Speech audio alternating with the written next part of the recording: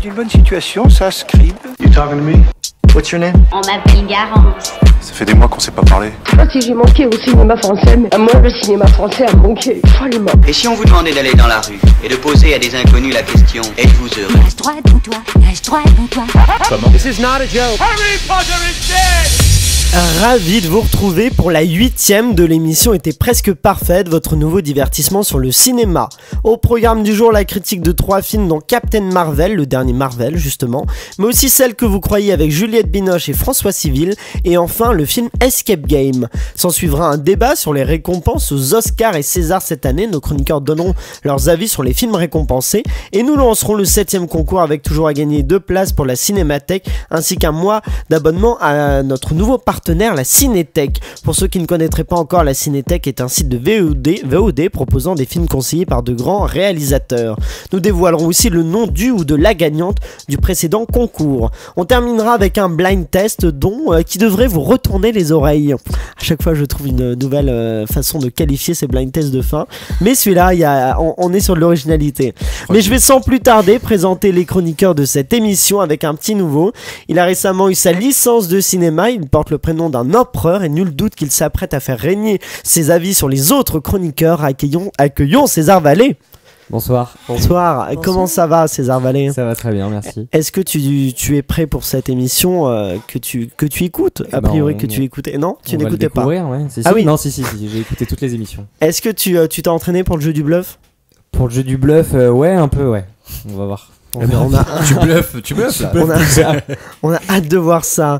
Notre chroniqueuse suivante ne nous a jamais déçus, toujours là au rendez-vous. Elle a d'ailleurs des goûts très singuliers. Elle peut mettre une séparation d'Asghar Farhadi comme Aquaman de James Wan. Ses avis sont toujours très bien pensés et réfléchis. Malheureusement, elle est partie en vacances en Australie avec, et du coup on a Léo Adrover. Salut. Ça... je le prends bien. Elsa, elle est très sympa. Elle est plus sympa que toi déjà pour commencer. C'est possible. Ça commence très bien. T'as un peu le boulon de remplacement, mon petit Léo. Ouais, ça marche. Je suis l'atelière de l'émission. C'est la blague, ça. C'est pas très sympa. L'atelière de remplacement. La chroniqueuse suivante est toujours charmante. Elle fait souvent des compliments. Et d'ailleurs, réécoutons. Je vous propose qu'on réécoute ce qu'elle a dit la dernière fois à mon propos. Aurélien fait de très bons films. Si, elle a dit ça. Je vous assure, elle a dit ça. C'est un mensonge. Ah bon, bah alors réécoutons ce qu'elle a dit. Non mais je suis hyper bon pour trouver des titres de films. Ah oui. Mais j'adore ça. Mais pas pour les faire, mais pour. Merci beaucoup. Accueillons Jeanne Matou, l'adorable Jeanne Matou. Je le pensais pas. Je suis désolée. Non mais y a pas de souci. Moi ça me fait beaucoup rire. N'hésitez pas à faire des blagues.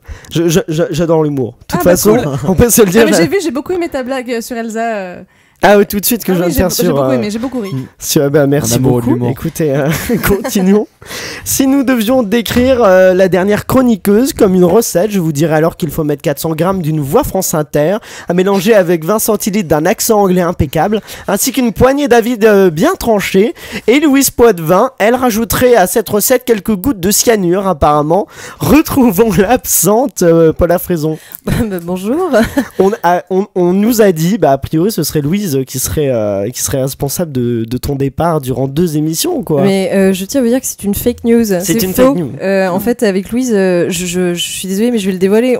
On forme une alliance contre toi, Aurélien. Donc. Mince. Voilà. Alors moi qui tentais de créer des tensions pour faire la polémique dans cette émission. Je pense qu'en fait, tu vas perdre tous tes chroniqueurs là, vraiment.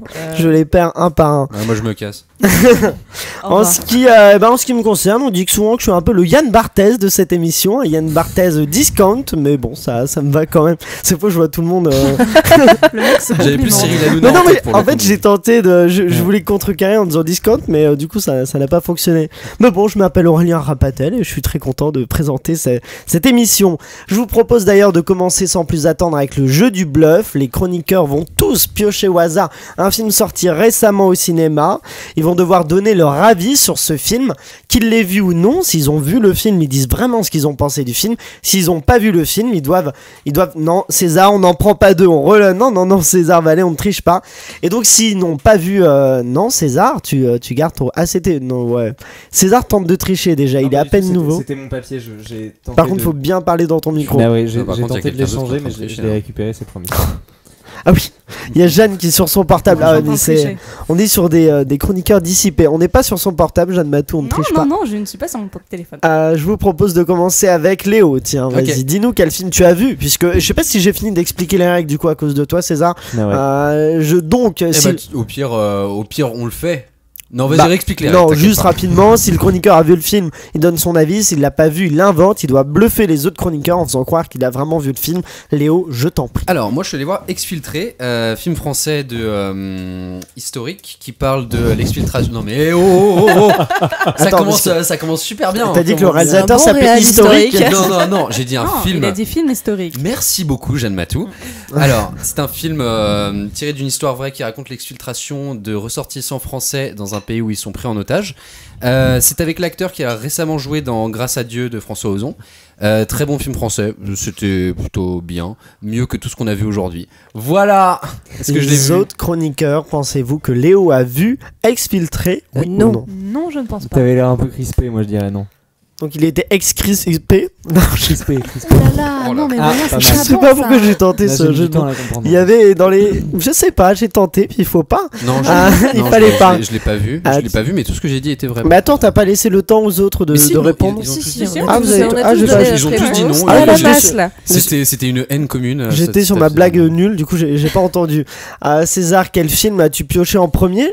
Eh bien moi j'ai pioché le dernier film avec Franck Gastambide qui s'appelle Damien veut changer le monde. Et bien tout ce que j'ai à dire par rapport à ce film, c'est qu'en tout cas il a pas changé le cinéma français. Ça clash. Il ne l'a pas vu. César ne sait pas. Alors on ne répond pas, on va laisser donc Jeanne dit non, Léo. Moi je pense que tu ne l'as pas vu non plus. Et Paula. Oui, je pense que tu l'as pas vu non plus. Je l'ai pas vu. Bon, alors c'est un bluff raté. C'est un bluff raté. C'est un échec. Jeanne Matou, tes talents de comédienne vont-ils te permettre de bluffer les autres chroniqueurs ? Vous allez voir, je suis très contente de tomber sur ça. Nos vies formidables. Donc j'ai regardé, j'ai un peu triché, j'avoue. Je suis allée regarder la réalisatrice Fabienne Godet, je crois. Je ne connaissais pas la réalisatrice. Je ne connais pas non plus. En tout cas, comme le film dont on va parler après avec Juliette Binoche, je ne m'attendais pas du tout à ça. C'est un film français dont j'avais pas trop entendu parler, qui est sorti mercredi, et c'est super touchant, c'est super beau, et comme tu disais par rapport à Exfiltré, c'est pas souvent qu'on a des films comme ça, et ça m'a fait vachement du bien parce que je m'attendais pas du tout à ce que ce soit bien. Voilà. Ça parle de quoi ? Ça parle d'une famille recomposée, donc ça me touche. Les autres chroniqueurs, pensez-vous ? T'as aimé la fin ? La fin ? Si, je peux pas te dire ce que. Pas vu ce film. Bah elle meurt à la fin quand même. Non, bah oui, elle meurt. On est clairement sur. Mais je la teste un peu. T'as aimé la fin ? La fin t'as. T'as plu ? On va pas passer 20 ans non plus sur ce jeu du bluff. Est-ce que la 62e minute, est-ce que t'as aimé la 62e minute, Jeanne ?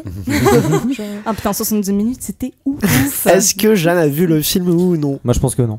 Non plus. Non, non, bien sûr qu'elle l'a pas vu. Non, je l'ai pas vu. Ok, c'est qu'on on est sur un échec. Payer une école pour devenir comédien. T'es dans quelle école toi déjà, César ? Paula, je t'en prie. Eh bien moi j'ai été voir Apprenti parent. C'est une comédie assez rafraîchissante sur bien des parents qui ne Oh, je vais pas la tenter. Moi, je pense qu'elle l'a vu. Ouais. Ah bah oui, en fait, totalement. Jeanne a été bluffée. Bon bah non, tu ne l'as pas vu. Je l'ai pas vu. Elle était en train de tricher sur son téléphone il y a 10 minutes. Oui, en plus, qui essaye de tromper. En ce qui me concerne, j'ai vu Sang Froid, le film avec Liam Neeson, qui se passe dans la neige et qui est mauvais. Mais écoutez, c'est pas vraiment surprenant. J'avoue que je suis pas allé le voir en me disant que ça va être sympa. J'ai cru en un bon divertissement et le divertissement n'était même pas au rendez-vous puisque c'est juste un enchaînement de meurtres de Liam Neeson et c'est très peu intéressant. Voilà tout ce que je vous dirais sur le film. Pourtant il y avait une citation sur l'affiche excellente la citation. Qui était très, mais c'est le seul truc réussi du film, la citation. C'est le meilleur film où Liam Neeson tue tout le monde. Ouais, c'est ça. J'ai vu ça comme de l'humour noir moi personnellement. Ah non mais dans le film est très sérieux, c'est très premier degré, c'est pas du tout la phrase donne cette impression un peu. Je pense qu'ils se sont dit ça fera accrocheur et tout, ça va nous ramener du monde, on va mettre ça sur l'affiche. Et est-ce que je bluffe mon petit César Vallée? Tu l'as pas vu. Moi je pense que tu l'as vu, ouais. Bluff. Alors on a un bluff pour Jeanne, César croit que je l'ai vu. Ouais. Léo. On en a parlé hier soir donc moi je sais que tu l'as pas vu. Bon bah tu ne laisses pas la chance à Paula de répondre. J'ai hésité, je savais pas si tu avais vu bon bah on était sur un bluff réussi. Voilà. Eh bien moi tu m'as bluffé. Je suis content. Tu as bluffé mon cœur, Aurélien. César, franchement. Il est gentil César. Et ben tiens, on va peut-être commencer avec toi d'ailleurs pour Captain Marvel. Je sais pas, est-ce que tu le sens de commencer à donner ton avis? Non, je me sens pas. Bon bah alors on va commencer avec Léo. Avant Avengers, il y avait Captain Marvel et avant les critiques, il y a un court résumé. En gros, Captain Marvel, c'est le premier film Marvel sur une super-héroïne dont le passé est très flou et qui combat des méchants extraterrestres. Elle est jouée par Brie Larson, mais le film compte aussi sur la présence d'un Samuel L. Jackson rajeuni et d'un Jude Law aux yeux jaunes. Voilà un résumé qui me semble très clair du film. Je vais laisser donc Léo donner en premier ton avis. Je crois que ton résumé en fait a résumé le film, c'est juste que ce film est complètement flou et illisible. Moi j'ai un petit problème de base avec les films Marvel, c'est que j'aime pas trop ce qui se passe. Je trouve qu'il y a toujours 2-3 trucs à sauver d'habitude. Là il y a des trucs à sauver comme d'habitude, mais sinon le reste du temps c'est la réalisation est assez insipide. Il y a aucune nuance, il y a rien. Enfin scénaristiquement c'est assez flou. Je vois pas d'intérêt scénaristique. Les acteurs sont bons. Je trouve que le point principal du film, le seul bon point du film, c'est le rajeunissement de Samuel Jackson qui est extrêmement réussi. Mais après, derrière, c'est que du fanservice. Et même, je trouve que scénaristiquement, c'est du plagiat de tout ce que les années 90 ont fait. Ils n'ont pas essayé de ramener un esprit 90, c'est juste qu'ils ont plagié énormément de choses des années 90. L'espèce d'arrivée sur Terre de Brie Larson, enfin de Captain Marvel, c'est Terminator.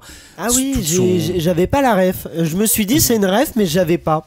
Tout son truc à l'école, pas à l'école, mais à l'aviation, c'est Top Gun. Enfin, c'est que des trucs. Il y a même un plagiat de Star Wars à la fin qui est impressionnant. Et je trouve que du coup, c'est un scénario d'une facilité absolue et du coup, ça mène à une fin, mais qui est nulle. Voilà. Donc, j'ai vraiment pas aimé Captain Marvel. C'était une grosse torture. Donc toi, tu ne conseilles pas, mais est-ce que Jeanne Matou va conseiller Captain Marvel? Alors, je vais essayer d'organiser mes idées. On dirait qu'elle est sur un devoir, une dissertation. Alors écoutez. Alors, ma problématique, c'est non, mais en fait, je dirais pas que j'ai pas aimé le film. Parce que je l'ai plus aimé que certains qui sont sortis récemment. Marvel, je trouve qu'ils sont depuis 10 ans sur des trucs qui marchent et donc c'est toujours la même chose, donc il n'y a aucune surprise. Ça, je suis parfaitement d'accord avec toi. Comme d'hab, moi j'en parle souvent avec toi Aurélien, mais l'image est moche, trop d'images de synthèse. Je sais pas pourquoi ils ont foutu les pouvoirs qui sortent de ses mains, c'est d'une mocheté invraisemblable. C'est ridicule. C'est absolument ridicule. Et par contre, je mets un petit point bonus pour le chat. Ça, c'est l'élément qui sauve le film pour moi. Le méchant que je trouve. Et alors, Brie Larson, je la trouve très très bien. Je trouve bien, voilà, elle est chouette, elle fait bien son taf. Et je trouve je trouve qu'il y avait un second degré qu'il n'y avait pas dans les autres Marvel que j'ai trouvé intéressant. Après. Comme l'a dit Léo, on est sur des trucs habitués. J'avais l'impression d'être dans un film Star Wars. Et voilà. C'est sympa avec des M&M's, quoi. Toujours. La punch. Toujours surtout un bon placement de produit. Envoyez-nous de la thune. S'il vous plaît. César, à toi, quel est ton avis sur... moi, un peu comme Jeanne, le film m'a pas particulièrement déplu. Juste, je suis ressorti de la séance exactement comme j'y étais rentré, quoi. J'ai pas eu l'impression d'avoir vécu quelque chose qui m'a touché, par lequel je me sentais un peu concerné. Et alors après, je trouve que oui, il y a des points qui sont assez sympas. Déjà, c'est agréable de revoir Jude Law dans un film. Je trouve que ça faisait longtemps qu'on l'avait pas vu et moi j'adore cet acteur, donc j'étais très content. Brie Larson, elle fait hyper bien le taf, je trouve, c'est très cool de la voir. Le chat, très sympa. Et non, un des points que j'ai trouvé intéressant et que peu de gens ont relevé, je trouve, dans les critiques, c'est le fait j'ai trouvé ça assez original, le fait que Brie Larson ne soit à aucun moment sexualisée. Oui. Et qu'il y ait pas un peu d'histoire d'amour un peu bateau. Il me semble que c'est une demande de sa part d'ailleurs. Je de crois. Sa part, moi, de l'actrice, oui. Je suis très content de ça aussi. Dans le scénario, par rapport à ça. Oui, je crois que Brie Larson a eu plusieurs points qu'elle a dit. Elle a dit j'accepte le rôle si. Et je crois que ça fait partie des points qu'elle a. Super. Oui, c'est bien ça. Bon, voilà, évidemment, le film a pas mal de défauts au niveau de l'écriture. Moi, j'ai beaucoup de mal avec l'esthétique visuelle de tous les Marvel un peu récents. Voilà, le personnage de Jude Law, on comprend dès le début à quoi il va servir, quel va être son parcours. On comprend aussi un peu comment ça va se terminer. Comme disait Léo, voilà, il y a pas mal de plagiat, des séquences qui font clairement penser à Star Wars, des choses comme ça. On voit en fait les inspirations très claires. Voilà, d'où ça sort. Après, j'ai pas passé un mauvais moment, mais quelque chose qui m'a frappé aussi, c'est que les moments où je me suis le plus ennuyé, c'était les scènes d'action. Et je me suis dit que ça pose quand même problème pour un film qui a quand même pour vocation de divertir et de d'éblouir un peu avec des séquences comme ça. Et moi, c'est les séquences où je me suis vraiment le plus ennuyé, quoi. Non, mais je comprends. Paula, es-tu d'accord avec César? Globalement, oui, je suis plutôt d'accord avec vous. Moi, il y a quelques plans que j'ai trouvé jolis, genre quand ils sont dans la nature, tout ça, enfin dans la meilleure amie là. Oui, dans l'espèce de ferme, enfin chez la meilleure amie, machin. Ça fait du vert. Voilà, ça fait du vert. C'est très joli. Moi, ça, je me suis dit, oh, j'ai l'impression d'être en vacances dans le film, donc ça me fait du bien. C'est limite le segment du film le plus agréable à regarder, où ça se calme un peu et c'est pas juste. Et puis, enfin, la relation avec son ami, tout ça, le fait de retrouver ses souvenirs et tout. C'est bon, c'est émouvant. Ça marche. Voilà, ça a marché. Après, au niveau féminisme, bon, ouais, super. Elle est pas en train de tomber amoureuse niaisement, mais bon, on n'est pas non plus sur les sommets. Enfin, on n'a pas trouvé la nouvelle Simone de Beauvoir version superwoman, quoi. C'est ça qui est intéressant, c'est qu'elle a pas besoin d'en faire et pourtant ça marche. Après, c'est pas un film féministe, c'est un film normal, quoi. Voilà, donc, ça reste un film de super-héros ça. Et il y a pas voilà. Et puis non, voilà, non, moi après le chat c'était mignon, enfin voilà, mais je suis pas fanat des films de super-héros, quoi, globalement, donc je suis d'accord, hein, ça m'a pas transcendé, voilà.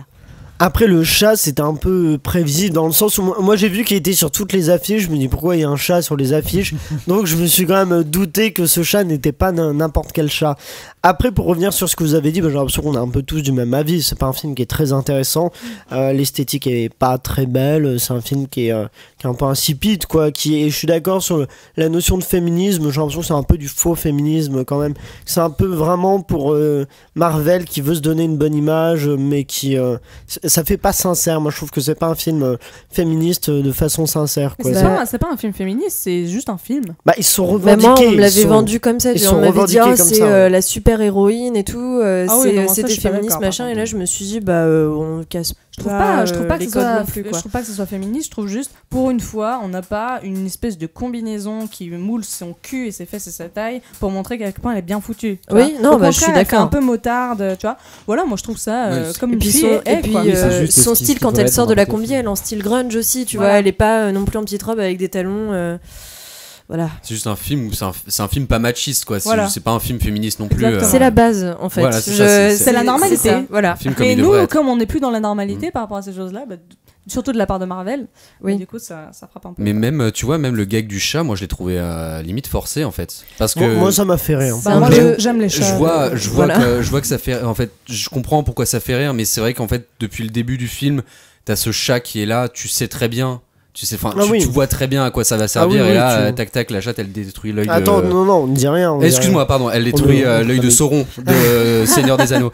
Mais je trouve que là, pour une fois, l'humour dans les films Marvel était un peu mieux dosé que d'habitude. Oui, je suis d'accord. Parce que d'habitude, c'est forcé, genre on te le fout au visage sans prévenir. Alors que là, il y avait pas trop de gags, ça commençait sérieusement, ça a fini un petit peu en couille, mais ça allait. En fait, c'était bien dosé. Alors, si je peux me permettre d'ajouter quelque chose, je suis d'accord par rapport à l'humour, je trouve que c'est un peu mieux dosé, et je m'étais fait la même réflexion pour Infinity War. Par contre, là où j'ai des réserves, c'est qu'en fait, tout ce temps qui est pris pour ajouter un côté humoristique, faire redescendre la pression, tout ça, c'est un temps qui n'est pas accordé à peut-être creuser un peu plus le personnage de Captain Marvel, enfin, en tout cas de son personnage terrien, et je sais pas, mais la structure du montage aussi, la structure du film fait que, en fait, oui, c'est le personnage auquel on s'identifie, mais en même temps, on n'a pas tellement l'impression de le connaître. Et du coup, j'ai l'impression que tous ces temps d'humour et de blagues, ça aurait pu être un peu mieux utilisé pour creuser un peu plus ce personnage-là, quoi. Et ça, c'est le problème que tous les films Marvel ont, en fait, un petit peu. Parce que même... je l'avais moins ressenti sur d'autres. Là, je l'ai vraiment ressenti sur moi, sur Infinity War, je l'avais, parce que j'ai l'impression que là, c'était la fin du monde et les gens s'arrêtaient pour faire des blagues, ce qui coupait un petit peu. Oui. Mais c'est un débat qui dure depuis super longtemps. Oui. Mais du coup, là, je suis d'accord sur le fait que là, ils auraient pu creuser pour faire un meilleur méchant, parce que je trouve que Marvel ne sait plus faire de méchants. Pardon. Mais Thanos, c'était très bien. Thanos, c'était vachement bien, mais je trouve que entre Thanos. En fait, Thanos, c'est un des seuls que j'ai retenu. Thanos et Red Skull, c'est les deux seuls méchants de Marvel que je retiens. Red Skull, c'est celui de Captain America. Ouais, du premier Captain America. Ah ouais, le nazi là. Ouais, mais moi j'aime bien. Moi je le trouvais ridicule, mais. Mais je sais pas, c'était le côté nanardesque du premier. C'est ça, moi, ce que je trouve un peu plus gênant, c'est que la fille, on comprend très vite qu'elle est. Que personne peut la battre. Donc finalement. Ah bah oui, c'est plus intéressant en fait. Tu sais absolument comment ça va se finir. Qu'est-ce qui va se passer dans la suite, surtout si elle est aussi puissante que ça et qu'elle est alliée en plus aux Avengers, un moment c'est de doute. C'est la Superman de peut-être qu'elle perdra ses pouvoirs. Oui. C'est ça, c'est. Je sais pas, c'est troublant. Eh bien, j'ai l'impression que ça n'a pas beaucoup inspiré les chroniqueurs, mais est-ce que Juliette Binoche, qui n'a pas de super pouvoir d'ailleurs dans celle que vous croyez, va plus les inspirer, leur a peut-être plus plu. Juliette Binoche, qui est d'ailleurs super flippante et qui, pour résumer le film de Safine Bou, on peut dire que c'est l'histoire d'une femme de 50 ans qui s'approprie l'identité d'une jeune femme pour séduire un jeune homme, joué par François Civil. Résumé simple, court, efficace. César, dis-nous ce que tu as pensé de celle que vous croyez. Bon, alors il faut que j'organise mes idées aussi. Bon, bah alors Paula, dis-nous ce que tu as pensé. Il n'y a pas le temps. Ça vaut mieux. Laisse zéro chance. chance. Je préfère rebondir sur ce que disent les autres. Bon, bah alors Paula, vas-y, commence. D'accord. Eh bien, moi, j'ai vraiment bien aimé Juliette Binoche, mais bon, après, je l'aime souvent beaucoup, alors voilà. Mais moi, ce qui m'a beaucoup marqué, c'est surtout la caméra. Il y a une caméra qui bouge, il y a des beaux plans, ça change quoi de certains films français où la caméra est en plan fixe et que bon il y a qu'un champ contre champ quoi. Là on est vraiment immergé, il y a des enfin moi vraiment voilà je vais rester concise, mais la caméra, moi, les mouvements de cam m'ont marqué. Non, je suis d'accord que je trouve que visuellement, ça fait du bien de voir des films français qui sont travaillés, qui ont une esthétique, une mise en scène. Il y a un plan qui est magnifique dans la bande-annonce où elle est à la gare et on la voit qui est au milieu de tout le monde et il y a le personnage de François Civil qui sait pas à quoi elle ressemble, qui croit qu'elle est beaucoup plus jeune et du coup qui passe à côté d'elle sans la voir et il y a un panoramique qui passe de François Civil à elle qui est toute seule et c'est vraiment magnifique et ça c'est très fort comme c'est plan. C'est très délicat. Oui, voilà, c'est très fin et c'est tout à fait. Ouais. Et moi sinon en fait ce que j'ai beaucoup aimé c'est tout le discours en fait c'est un montage parallèle où elle raconte son histoire à sa psy et après il y a du flashback entre guillemets. Et moi ce que j'ai vraiment bien aimé c'est tout le discours en fait où elle déconstruit ce qu'elle a fait et donc il y a son regard sur sa propre maladie, sa dépression, tout ça qui est, moi ça m'a touchée et aussi sur ce que ça apporte dans le fond, enfin de quoi ça parle dans le fond, c'est-à-dire des femmes qui ont la cinquantaine, qui sont qui n'ont pas facilement une place, qui quand elles se retrouvent célibataires, pour retrouver quelqu'un c'est pas forcément simple. Et puis voilà sur aussi l'espèce de culte de la jeunesse, tout ça, enfin le virtuel, moi c'est des thématiques qui m'ont interpellée et je trouvais que c'était plutôt délicatement traité, c'était pas trop martelé quoi. Moi le culte de la jeunesse, je trouve que c'est un des trucs les plus marquants du film parce que Juliette Binoche, on a l'habitude de la voir toute belle, toute lisse, tout ça. Et là c'est vraiment un film où elle est naturelle quoi. Et finalement elle est peut-être plus belle que les fois où elle est toute quand tu la vois en interview. Du coup j'ai vu des interviews d'elle où elle est c'est un visage tout lisse. Et là on voit ses rides, tout ça, mais ça fait du bien de la voir comme ça. Et aussi je pense pour les femmes de 50 ans, ça fait du bien de voir une actrice comme Juliette Binoche être vraie finalement, être naturelle. Et je trouve que le film montre très bien ça. Jeanne, qu'as-tu pensé de celle que vous croyez ? T'as dit Juliette Binoche, elle a pas de pouvoir magique, mais si, en fait, elle a des pouvoirs magiques. Elle a le pouvoir de nous faire pleurer comme ça, d'un claquement de doigts. Elle représente le charme, la beauté, vraiment le charme français, quoi, de l'actrice française. Et j'ai trouvé le film j'ai trouvé le film bien. J'ai pas vraiment passé un beau moment. J'ai juste trouvé que ça tournait un peu en longueur sur la fin. C'était parce que j'avais vraiment envie d'aller faire pipi. Mais voilà, sur les 15 dernières minutes, c'était horrible, j'avais vraiment trop envie. Mais j'ai quand même trouvé ça très bien mené, la caméra très très belle, le jeu entre les acteurs très beau. Et je trouve ça rare dans les films français qu'on ait une espèce de twist de fin. Enfin, un truc qui nous dit « Ah, putain, j'y avais pas pensé ». Et je trouve ça original. Et je trouve aussi, comme tu disais Paula, oui, alors les femmes de 50 ans dans cette réalité qui est la nôtre en fait, de notre génération. Et moi, ça m'a touchée, mais aussi parce que c'est la génération de nos mamans, forcément. Exactement. Donc il y a ce rapport aussi à une autre génération, à celle qui nous a élevés. Et voilà, je trouve que c'est un beau pas en avant pour le cinéma français, en tout cas. Léo, qu'as-tu pensé de Celle que vous croyez? Faut bah, pas que je dise ça à chaque fois, je crois qu'on a compris de quel film il s'agissait. Moi, contrairement à vous, moi je me suis vraiment ennuyé. Mais du début à la fin, j'ai trouvé les acteurs bons. François Civil et Juliette Binoche sont des bons acteurs. Ça, Moi, ça reste plus à prouver. J'ai une mention spéciale, désolé, je t'interromps. Mais tu parlais de François Civil. Mention spéciale pour lui, qu'on entend finalement, qu'on voit assez peu, mais qu'on entend surtout. Et qui arrive à jouer avec sa voix, mais sans qu'on le voie. Il y a beaucoup d'émotions, mais rien qu'avec sa voix. Et ça montre que c'est un acteur de grande qualité. Même quand il parle sur le chat Facebook, tu ressens l'émotion qui parle. Non, c'est faux. Non, c'est faux. Non, moi j'ai trouvé ce film assez pauvre en mise en scène, vraiment. Je trouve que les images sont belles. En fait, c'est vraiment le typique film académique français où t'as des belles images, t'as un scénario et des acteurs, mais je trouve que derrière il n'y a pas grande idée de mise en scène, il n'y a pas grande idée de montage.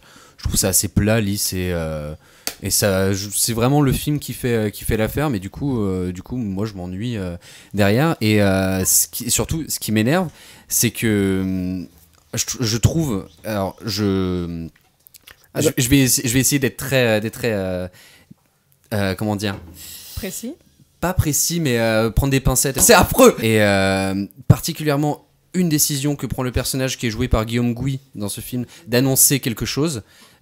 On spoile pas toute la suite. Je trouve que cette décision était d'une stupidité. Mais on spoile pas. Hein, je spoile pas. Non, t'as vu comment je prends des pincettes avec ce que je dis? Non, mais non, du coup, j'ai trouvé les personnages assez stupides et j'avais du mal à. Juste, je veux revenir sur un truc que t'as dit avant. T'as dit que du coup, Celle que vous croyez, te fait penser à beaucoup d'autres films français comme ça. Quel autre film? Non, ça me fait pas penser à beaucoup d'autres films. Ça me fait vraiment penser au film français, à l'idée du film français de base que je me fais. Je suis vraiment pas d'accord. Oui, c'est ça en fait. C'est pour ça que je te demande des exemples, parce que je vois pas quel film. J'ai pas d'exemple en tête. Parce que je trouve vraiment qu'il y a un des films auxquels ça m'a le plus fait penser dans la mise en scène, c'est Monsieur et Madame Edelman, qui déjà avait une mise en scène assez travaillée, parce moi je trouve qu'il y a des plans qui sont vraiment audacieux, tout ça. Et j'ai l'impression que la moitié du film. Les acteurs sont bons. Donc non, déjà, mais d'accord, les acteurs sont bons. Ça avec énormément de films. Ça, c'est. Donc t'as pas un film en tête quand tu dis. Non, j'ai pas de film en tête quand je dis ça. Mais donc tu mens. Mais je dis juste que, attends, les trois quarts du film, non, la première moitié du film, c'est un chant contre chant entre elle et un téléphone portable.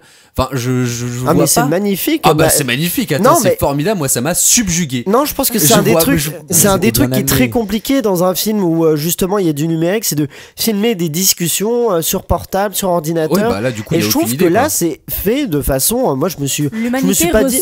Je me suis pas dit c'est chiant. On est dans sa bulle. Moi, je trouve que c'est des moments très intimes en fait. Vraiment aussi, genre tout le discours aussi sur les réseaux sociaux. Regardez tous les dangers, vous mettez dans votre bulle. Je suis pas d'accord. J'ai pas du tout trouvé ça moralisateur.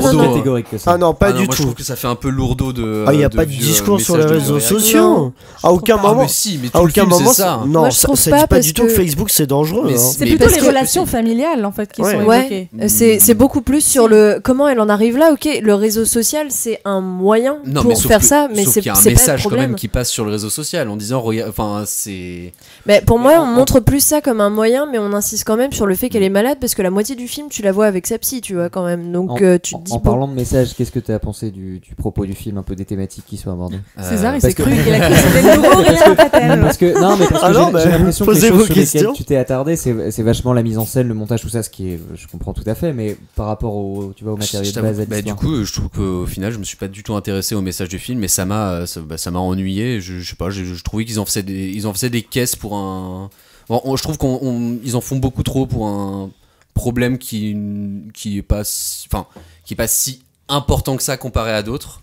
Mais je trouve que là le film parle quand même de dépression, donc c'est quand même un sujet. D'accord, non mais là j'avais l'impression d'être devant un film de Christopher Nolan. À un moment ils sortent les violons, ils sortent le piano, c'est d'une lourdeur. T'as un problème avec Christopher Nolan, tu vas pas être déjà. Non, je sais pas, voilà, j'ai trouvé ce film un peu lourdeau. La musique chez Nolan n'est pas d'une lourdeur, mais on parle pas de Nolan, on parle de. C'est la manière dont elle est utilisée. Et dans ce film, je parle de la manière dont il utilise la musique. D'ailleurs, c'est Ibrahim Malouf qui a fait la musique. Ah ouais, la musique elle est magnifique. Elle est vraiment très très cool. Ah bah ouais. C'est incroyable. César, tu poses des questions mais tu ne donnes pas ton avis. Donne-nous ton avis. Je suis aussi partagé un peu. En fait, moi j'ai trouvé que les thématiques qui étaient abordées par le film sont très intéressantes. La dépression, voilà, le problème avec la jeunesse, le vieillissement, cette espèce d'obsession un peu, d'autant plus avec la révélation qui est faite un peu en milieu de film. Et justement, moi c'est ça qui m'a un peu dérangé, c'est que j'ai commencé à vraiment à être accroché au film à la fin de la première heure, quoi, à partir justement du moment où dans le film on passe un peu à autre chose. Parce qu'il y a beaucoup de choses qui m'ont gêné un peu dans la première partie. J'ai trouvé les séquences avec sa psy assez faciles. Ouais, moi je peux te rejoindre là-dessus, voilà. Effectivement. Alors après, il y a des scènes qui marchent, il y a des lignes de dialogue vraiment qu'elles s'échangent. Et toute manière, c'est indéniable. Le jeu des acteurs fonctionne très bien. Il y a des scènes très touchantes, tout ça. Il y a beaucoup d'humanité qui ressort de ça. Mais j'ai trouvé que comme idée de base, les séances avec sa psy, même si ça se justifie par le fait qu'elle fait une dépression, je trouvais que c'était quand même un peu forcé ou en tout cas un peu facile. Et ça m'a empêché de me mettre pleinement dans ce qui se passait. Donc les thématiques que brasse le film et la belle sincérité qui ressort des personnages et des comédiens, ça m'a touché. Après, la mise en scène m'a pas particulièrement emporté. Et j'ai eu un problème un peu avec le rythme du film, c'est qu'il y a des moments où ça alternait entre des séquences vraiment intéressantes, quoi, de par les sujets, de par ce qui se passe, de par le rythme, et après on passe à autre chose pendant un peu plus longtemps qui est pas passionnant, quoi. J'ai eu un peu de mal avec le rythme. Je trouvais ça assez mal monté. Moi, je t'ai dit, Aurélie, en sortant du film, j'ai l'impression que ça avait duré plus de 2 heures, alors qu'en fait, pas du tout. Oui, et ça, je me suis dit, c'est rare en général. Ou alors, je m'ennuie vraiment sur toute la longueur du film et j'attends de sortir. Je me suis fait la même réflexion. Mais j'étais un peu entre deux, moi, sur la perception de la durée du film. Mais... Moi, pendant toute la première heure, je voulais que juste François Civil aussi mente de son côté. En fait, ce soit un chien qui sort de la voiture. Voilà. Tu devrais être scénariste. Ouais, n'hésite pas à être scénariste en tout cas. Bon, je crois qu'on aura un peu vu les avis de tout le monde. Moi j'ai une dernière chose à dire pour rebondir sur un truc que tu as dit tout à l'heure, Léo. Sur le chien Non, sur François Civil et le fait qu'on l'entende beaucoup et que ça fonctionne tout à fait sans voir son visage. Je suis tombé sur une interview de lui. C'est ce que j'ai dit moi. C'est ce que t'as dit toi, pardon. Oui, parce que c'est toi qui avais parlé de François Civil. Je crois que François Civil a dit dans la boîte à questions que s'il devait jouer avec une comédienne américaine, il pense qu'il choisirait Scarlett Johansson, et ça m'a amusé parce que sa performance dans le film m'a beaucoup fait penser à la performance de Scarlett Johansson dans le film Her. Ouais. Donc voilà. Bien mieux. C'est fou parce que cet acteur-là, depuis quelques temps, on l'entend que par sa voix qui est très dominante dans Le Chant du Loup et dans Celle que vous croyez. Oui, donc, tout à fait. Le Chant du Loup, dans lequel il joue L'oreille d'or. L'oreille d'or, c'est ça où il doit entendre les bruits sous-marins et les analyser. Il a une voix très agréable à écouter. Moi, je trouve que c'est vraiment la force du film. C'est le. Le prochain film qu'il va faire, c'est un truc sur la vision. Du coup, il a fait la voix, il a fait Louis. Non, mais le prochain film qu'il fait, c'est Mon Inconnu de Hugo Gélin. Qu'on critiquera dans cette émission, bien sûr, puisqu'on aime beaucoup François Civil. Ah bah apparemment. Non, mais c'est un très bon acteur. Écoutez, le personnage de François Civil aurait peut-être d'ailleurs préféré se retrouver dans Escape Game, film d'horreur que nous allons à présent critiquer. Ouais, non, cette transition est pas terrible celle-là. Ouais, mais des fois on n'a pas d'inspi pour les. Faut tenter. Et merci Jeanne, heureusement que Jeanne est là pour me soutenir. Escape Game, c'est un film donc qui parle de personnes qui reçoivent une invitation pour aller dans une entreprise, en tout cas un peu mystérieux, une entreprise d'escape game, et ils vont vivre un escape game mais version nature, disons. Ils vont vraiment des gens vont mourir et ça va être un truc, ils vont devoir sauver leur vie, ils vont devoir sortir pour ressortir vivants, mais la vraie version ou pas la version fausse des escape games. Un peu laborieux ce résumé, mais je vais laisser Paula et son regard laborieux commenter. Mon regard laborieux. Oui, voilà. D'accord, mettons des adjectifs étonnants après regard. Voilà. Non, moi j'ai trouvé ça très prévisible et je me suis bien embêtée. Voilà. Je pense que j'ai pas grand chose de plus à dire sur ce film. C'est beau ce que tu dis. C'est vrai, c'est tout. J'ai pas accroché du tout. Genre, je suis pas rentrée dedans. On commence le film, on se dit ah bah oui évidemment. Oh là là, ils vont se rendre compte que ils vont être bloqués et puis ça va être terrible. Et moi je trouve qu'en fait ça reprend des trucs qu'on a déjà vus, quoi. C'est le même principe que genre les Deep Teen Egg d'Agatha Christie où à chaque étape on en perd un. Voilà, mais c'est pas passionnant. Vraiment, moi j'ai pas de trucs positifs à dire sur ce film. Pour moi ça a été insipide en fait. Vraiment. Alors, peut-être voilà. que Jeanne aura des choses un peu plus positives à dire sur Escape Game. Oh là là, tu me mets dans une situation délicate. Si tu m'as dit, on en a parlé, tu m'as dit que les salles, apparemment. Alors déjà, moi, les décors, c'est vrai. Je suis une grande fan d'Escape Game. Je travaille même dans un Escape Game depuis récemment. Et elle va nous faire la promo de son Escape Game. Hein. Team Time. Allez-y, c'est génial. C'est vrai en plus. On peut faux. le dire. On peut le dire que c'est vrai. Ta gueule, toi. On se connaît pas tant que ça, hein. T'arrêtes tout de suite. Repartons sur le film Escape Game, je t'en prie. Alors, non, d'accord avec Paula. Tout est prévisible. Alors, j'ai une petite mention quand même à dire par rapport aux salles qui sont montrées dans le film que je trouve assez bien menées. C'est assez intéressant. On se demande... voilà, moi, je me suis mis à leur place. Je me demandais quels indices je pourrais trouver. Voilà, surtout la salle où ils sont dans une salle de billard, j'ai l'impression, qui se qui est inversée. Je trouve très sympa. Les étapes, je les trouve bien réalisées. Après, c'est un film que j'ai trouvé très éprouvant. J'en suis sortie... fatiguée d'avoir entendu tous ces gens crier pendant 2 heures. Et en fait, je me suis dit quelque chose. Donc effectivement, ce principe de faire mourir quelqu'un à chaque étape, c'est quelque chose qu'on connaît, qu'on a vu et qu'on a revu. Et en plus, c'est toujours un truc que les personnages mettent au moins 40 minutes à détecter. Donc nous, le spectateur a de l'avance sur les personnages, donc à partir de ce moment-là, c'est foutu. Mais moi, je me suis dit, ce serait sympa s'ils avaient fait l'inverse, s'ils étaient partis du principe de dire, ok, vous devez sortir de là en ayant perdu personne. Et si vous perdez quelqu'un, là vous avez perdu. Et je trouve que ça développerait des trucs plus intéressants, c'est quelque chose qu'on a rarement vu. Parce que là c'était juste une reprise du film Cube qui est sorti dans les années 90, je crois. Voilà. Mais ça promeut des valeurs en fait qu'on connaît bien, quoi. C'est la loi du plus fort, voilà. Et puis voilà. Enfin, c'est vraiment. J'ai pas trouvé que ça apportait grand chose. Et je suis d'accord avec toi, les décors sont pas trop mal. Ouais. Genre ça c'est voilà. C'est le petit point positif. Le petit point positif, moi je dirais. C'est Les décors aussi. C'est voilà. C'est un discours assez bateau, c'est que on a les personnages qu'on a vus des dizaines et des dizaines de fois dans tous les films, le nerd, la fille toute timide, le grand dur. Alors, la meuf qui vient de l'armée aussi. Le méchant qui est banquier. Qui est complètement stock. Enfin bon voilà, les personnages sont d'un cliché, c'est très très drôle. Non mais je suis assez d'accord avec Jeanne parce qu'on m'a pas demandé mon avis, mais je me permets quand même de le donner. Non mais j'allais le faire et tu as pris la parole. Tu as fait un petit signe vers moi. J'ai anticipé. Et non voilà, mention spéciale pour les salles, pour les salles parce que c'est quand même l'intérêt principal du film, les énigmes, tous ces trucs à résoudre, les salles. Moi c'est vraiment le seul truc je trouve qui porte un peu le film parce que pour le reste l'histoire et les personnages. Je suis d'accord sur les flashbacks, c'est quand même affligeant. C'est d'une facilité. On est quand même à un moment où le film explique le passé de chaque personnage avec un beau flashback qui est moche, avec plein d'effets de 3D moches et voilà, et le personnage est caractérisé grâce à un flashback sur son passé traumatisant, ce qui est quand même très très triste. Surtout je trouve qu'on s'attache à aucun personnage parce qu'ils sont tous insupportables. Oui, c'est vrai. Mais c'est tous des gros clichés en fait, donc ils sont très creux quoi.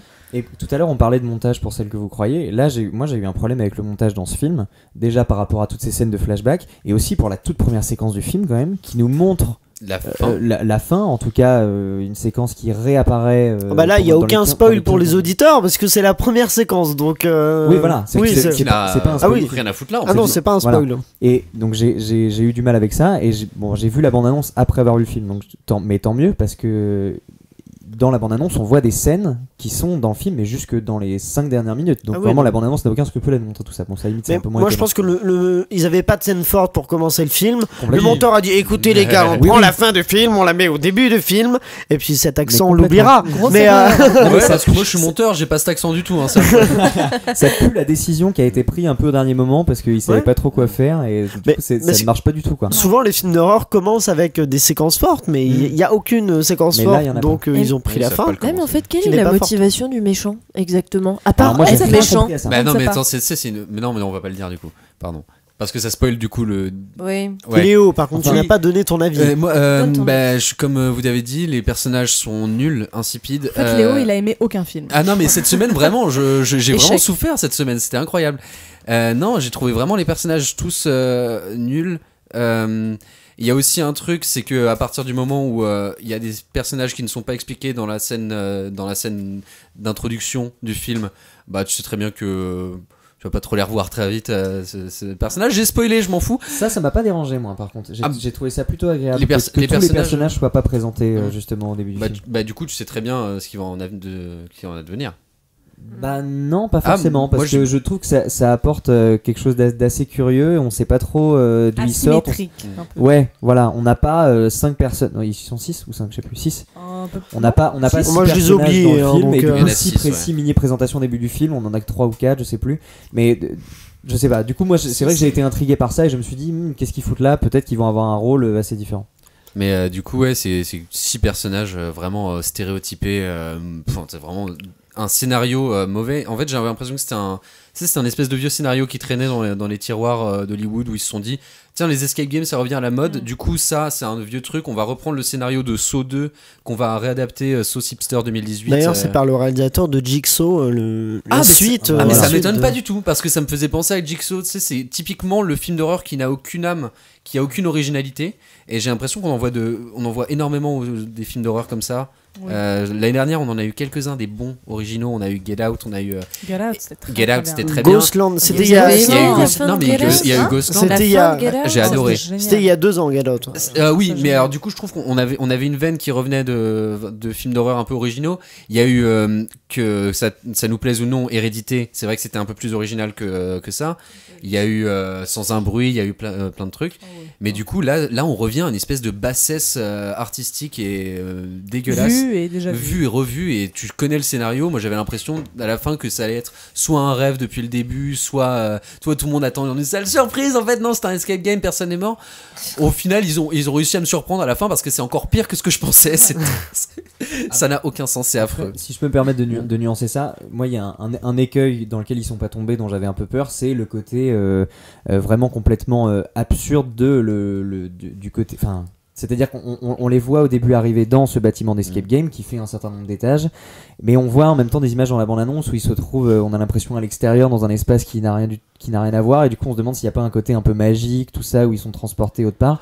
En réalité non, et il y a quand même une explication un peu à chaque salle dans lesquelles ils arrivent. Et je me suis dit au moins ils sont pas partis dans du n'importe quoi jusqu'à ce point-là, au point de pas justifier et jusqu'à la fin. Jusqu'à la fin. Juste aussi, c'est juste le début, c'est un énorme plagiat de Insaisissable. C'est juste le gars qui envoie des invitations par des espèces de. Non, je sais pas, j'ai trouvé que c'est. Ça pue le plagiat, ça. Voilà. Eh bien, très bien. Escape Game n'a convaincu personne. Et voyons d'ailleurs, est-ce que vous avez des coups de cœur ou des coups de gueule dans les films sortis récemment? Paula n'en a pas. Léo, tu en as? Alors moi j'avais un documentaire, mais il m'est sorti de la tête parce que je trouve qu'on parle pas assez Ah non, si, j'avais un film, voilà, qui est ressorti. Tu viens de parler de documentaire et de film. Non, parce que dans ma tête je voulais parler d'un documentaire, mais je l'ai pas encore vu en entier. C'est un documentaire en 2 parties qui parle de, bon, je le dis quand même, ça s'appelle Living Neverland, qui parle de Michael Jackson. Mais ça passe pas au cinéma, non, ça passe pas au cinéma. Ça sera diffusé sur M6. Oui, mais il est déjà passé aux États-Unis et est disponible sur OCS en ce moment. Et il y a au Grand Action la ressortie de War Games, qui est un film des années 80 de John Badham, avec Matthew Broderick, que je suis allé revoir et qui est très très bien. Foncez voir War Games. Voilà. Eh bien, très bien. César, as-tu un coup de cœur ou un coup de gueule? Alors, c'est plutôt un coup de gueule. C'est un film qui est sorti au mois de janvier, je crois, sur Netflix, qui s'appelle E.O., qui est un film de science-fiction avec Margaret Qualley et Anthony Mackie. Et je sais pas, je m'attendais à rien en voyant ce film, mais juste ça m'a juste conforté dans l'idée qu'on est quand même capable de sortir de l'argent pour rien, quoi. Pour du vent et pour des films sans aucun intérêt, et voilà. En ce qui me concerne, moi, c'est plutôt un coup de cœur. C'est pour Le Chant du Loup, dont on n'a pas fait de critique, mais toujours avec François Civil. Écoutez, mais que je trouve vraiment très réussi, avec un travail du son vraiment incroyable. Juste le défaut, c'est que les dialogues sont pas incroyables. Soyez attentifs aux répliques. Et qu'Omar Sy joue pas très bien dans le film. C'était pas bon. Omar Sy, ça fait mal, quoi. Ouais. Mais les autres jouent quand même bien. Et le film crée crée une atmosphère de tension qui est absolument incroyable. Et c'est vraiment une expérience de cinéma, quoi. Faut le voir au cinéma parce qu'il y a tout le son de la salle qui. On est un peu enfermé avec eux. On est enfermé dans la salle comme eux sont enfermés dans leur sous-marin. Vaisseau spatial. Ils jouent qui dans leur escape game. Qui Omar Sy joue un commandant. Mais un méchant, un gentil. Gentil. Il y a pas. Mais ce qui est malin aussi. C'est ça. C'est ce qui est malin dans le film. C'est pas un truc binaire, gentil contre méchant. C'est un truc un peu. On sait pas tellement où on va, mais on y va. Je vais tenter un mot. Est-ce que c'est pas du tout manichéen? Je sais pas du tout ce que ça veut dire. Manichéen, c'est quand il y a une opposition bien mal. Et bah là, il y en a pas. Voilà. Il a bien choisi son mot, celui-là. Paula, tu parles et nous allons t'entendre parler de quel film? Eh bien, Paula va nous parler de Dragon 3. Oui, c'est l'exaltation de Paula dans l'émission. On avait annoncé les films qu'on voulait voir en 2019. Paula nous avait dit. Ça n'a pas du tout marché. Dragon 3. Voilà, elle nous avait dit Dragon 3. Et du coup, elle a été absente lors des semaines où elle aurait pu parler de Dragon 3. Du coup, on s'est dit, on va quand même faire une petite chronique pour Paula. Mais en fait, je vais plutôt parler de la trilogie de Dragon parce que je pense que c'est plus intéressant. Je peux donner mon avis rapidement sur le film. En fait, moi, j'ai trouvé ça visuellement très beau. Il y a plein de passages dans la nature où il y a plein de couleurs partout. Et je pense que la petite fille de 8 ans en moi était sous extasie avec eux. Exaltée. Voilà. Exalté, je pouvais dire Dragon 3 comme je l'ai dit là, j'étais dans la même énergie, mais en fait ce que je reproche au film c'est l'écriture du personnage du méchant, Grimel le Grave, qui en fait s'est donné pour but de zigouiller tous les furies qui sur Terre, et il a pas d'autre motivation que ça en fait, donc du coup ça fait retomber, ça fait qu'on n'y croit pas vraiment et c'est un peu trop caricatural. Et l'enjeu du film qui est quand même de sauver les deux derniers dragons, le Furet Nocturne et le Furet Éclair, on n'a pas trop on n'est pas dans le suspense quoi, donc moi j'ai trouvé ça un peu dommage, mais sinon gros big up au personnage féminin dans ce film et à la musique de Powell, je sais plus son prénom, mais j'ai pas du tout, mais je peux. John Powell, c'est ça, j'avais Christopher Powell, mais pas du tout. John Powell, et parce qu'elle est vraiment merveilleuse. Et en fait, moi, la lecture que je voulais donner de la trilogie de Dragon, c'est que, à mon sens, ça parle de l'éducation sous différentes formes, et je trouve ça très moi, je trouve que c'est bien foutu en fait, parce que on a d'abord l'éducation on suit un personnage dans son évolution, donc un peu comme dans les romans, on appelle ça les Bildungsroman ou les romans d'apprentissage, où en fait on suit un personnage, on le voit se foirer et puis réessayer et continuer d'avancer et s'améliorer. Et Harold, c'est ça en fait, on le voit petit gamin où il est complètement écrasé par toutes les normes de son village, où il doit être un homme viril et tout, alors que c'est une petite crevette. Et il a beau essayer de faire tout ce qu'il peut, il se démène, mais il n'y arrive pas du tout. Et en fait, à la fin des films, on voit qu'il est devenu père de famille, qu'il arrive à être bien dans sa posture de chef et tout. Et voilà. Et pour moi, en fait, il gagne à la fois en compétences théoriques et pratiques. Donc, il sait faire une meilleure selle de dragon, tout ça. Mais aussi, il évolue émotionnellement. Il arrive à diriger des équipes, à apprendre à faire confiance aux autres, à accepter sa sensibilité et à pas la considérer comme une faiblesse, ce qui je trouve est un message très important pour les jeunes garçons de notre monde.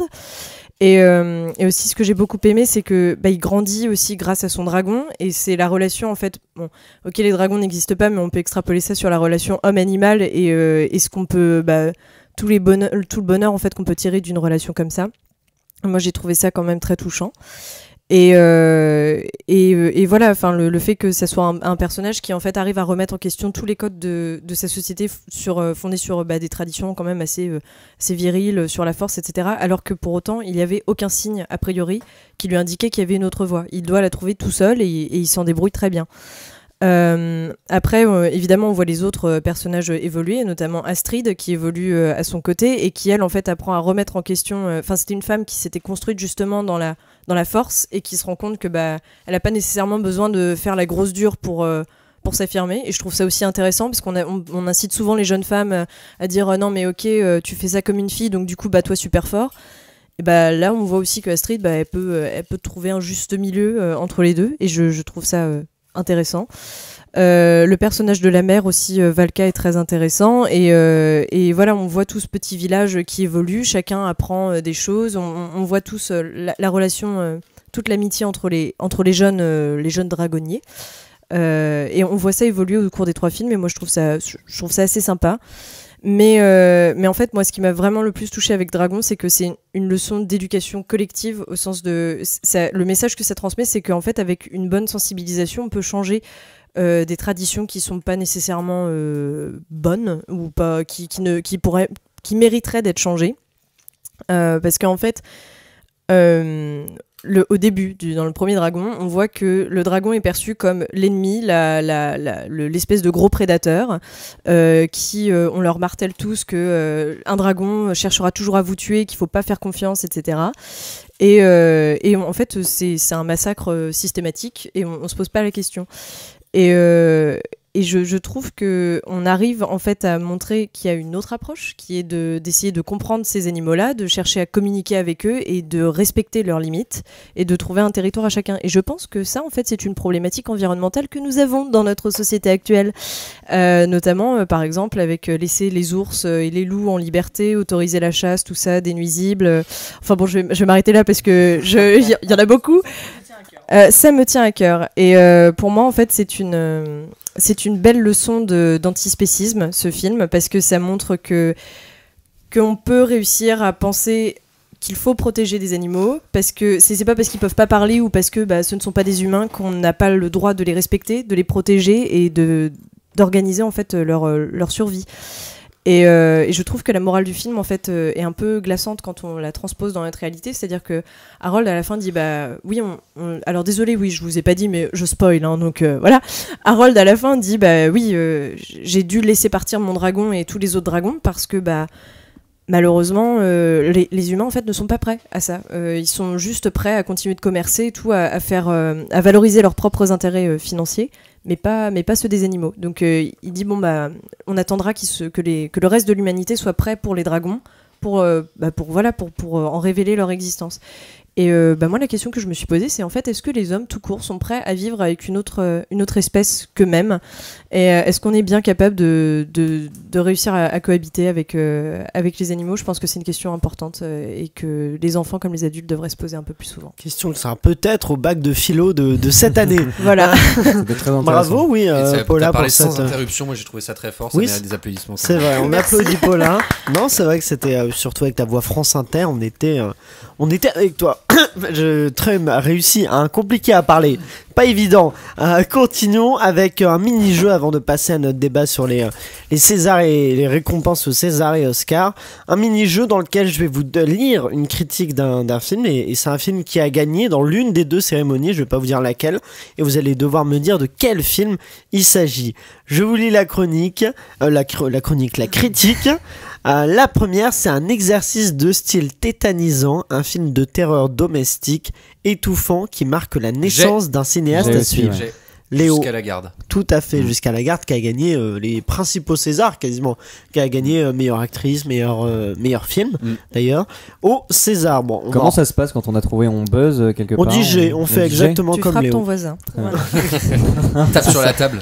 Non, ou alors tu peux aussi dire Dragon 3. Ça marche. Je veux dire ça, alors. Moi je prends si vous dites ça, c'est validé. Critique de film suivant, c'est le film est de ce point de vue la démonstration implacable d'un système inepte et fallacieux qui préfère... Oui, Vice. Tout à fait. Oui, ouais. Il est chiant, j'ai pas dit j'ai. Oui, t'as pas dit j'ai, c'est incroyable. Qu'est-ce qui t'arrive, voilà. J'ai pas Vice, voilà.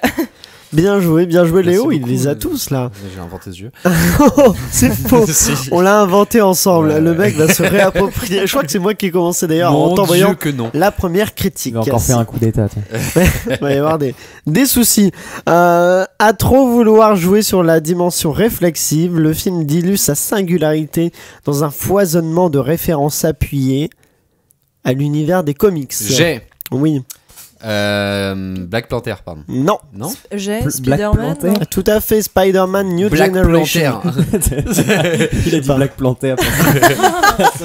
C'est la version botaniste de Black Panther. Film et le dernier pour terminer. Jeanne, on espère entendre ta voix dans ce jeu. Elle a un peu abandonné, Jeanne. Non mais je suis trop nulle à ce genre de truc. Temps que le titre vienne, c'est trop tard. Le dernier, ça on est loin de l'écriture calibrée symptomatique du tout venant de la comédie française contemporaine, de ses gags appuyés. Oui, Léo. Le Grand Bain. Non, César. J'allais dire Le Grand Bain aussi. Non. De ces gags appuyés qui donnent envie de regarder ailleurs pour tuer l'ennui. Ce qui fait rire ici, plutôt avec le rythme, oui. En liberté? Non. Les Tuches. Oui, les Tuches 3, tout à fait. Ben oui, qui a gagné le César du public, tout à fait. Et ben parlons César. Bah oui. Bon, j'ai pas envie d'en parler. C'est la fin de l'émission. Bah alors attendez, je vais vous dire quand même vite fait. Donc au César, les films les plus récompensés sont Jusqu'à la garde et Les Frères Sisters, qui ont tous les deux eu 4 Césars, et Jusqu'à la garde a eu meilleur film et Les Frères Sisters meilleur réalisateur notamment.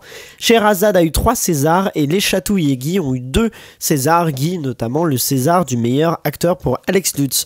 Les grands perdants, ce sont Le Grand Bain qui a eu juste un César, et En liberté, La douleur et Pupille qui en ont eu 0. Clairement, c'est simple et efficace, ils en ont pas eu.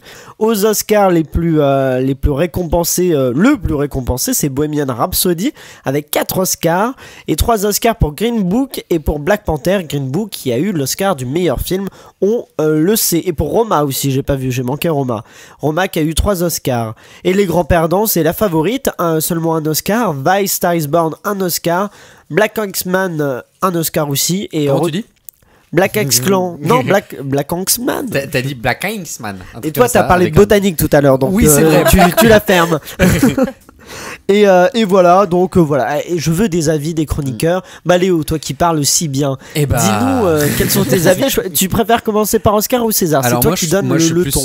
Je suis plus Oscar pour le coup. Eh bien, parce que j'ai regardé la cérémonie en direct pour une fois. Bon, je me suis endormi au bout d'un moment. Tu t'es donc à 3h du matin, t'étais devant ton écran. J'étais encore debout parce que je faisais une insomnie.